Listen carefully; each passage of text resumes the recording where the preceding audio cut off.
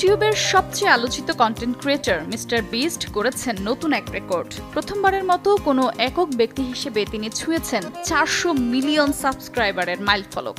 আর এই অসাধারণ অর্জনে ইউটিউব তাকে উপহার দিয়েছে এক বিশেষ সম্মাননা, যা এর আগে আর কেউ কখনো পায়নি। গত জুন মাসের 1 তারিখ এই ইতিহাস গড়েন মিস্টার বিস্ট। ভারতের জনপ্রিয় মিউজিক চ্যানেল টি সিরিজকে পেছনে ফেলে সাবস্ক্রাইবার সংখ্যা নিয়ে তিনিই এখন শীর্ষে। আর এই উপলক্ষে সম্প্রতি ইউটিউবের সিইও নীল মোহনের হাত থেকে তিনি গ্রহণ করেছেন বিশেষভাবে তৈরি 400 মিলিয়ন সাবস্ক্রাইবার প্লে বাটন। চকচকে ধাতুর তৈরি এই ট্রফির কেন্দ্রে বসানো হয়েছে নীল রঙের একটি পাথর। নিজের ইনস্টাগ্রামে ছবিটি শেয়ার করে মিস্টার বিস্ট লিখেছেন 400 মিলিয়ন সাবস্ক্রাইবার প্লে বাটন। ধন্যবাদ ইউটিউব। এই অর্জনের পর মিস্টার বিস্ট জানিয়েছেন, এক দশক আগে কেউ আমাকে বিশ্বাস করত না, কিন্তু আমি নিজের স্বপ্নে আঁকড়েছিলাম। দিনরাত শুধু কন্টেন্ট বানিয়েছি।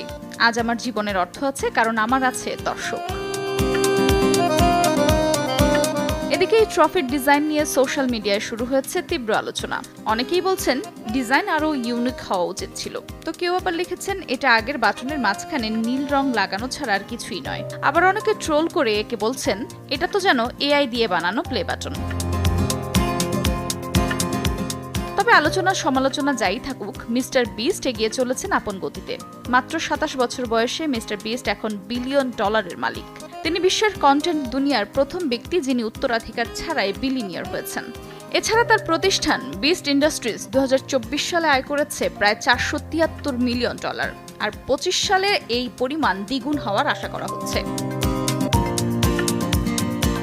প্লে বাটনের ডিজাইন নিয়ে বিতর্ক থাকলেও মিস্টার বিস্ট যা করেছেন তা নিঃসন্দেহে ইতিহাস। একজন কন্টেন্ট নির্মাতা যে বিশ্বমঞ্চে এত দূর পৌঁছাতে পারেন তা ভাবতেও পারেনি কেউ, তাই তিনি করে দেখিয়েছে।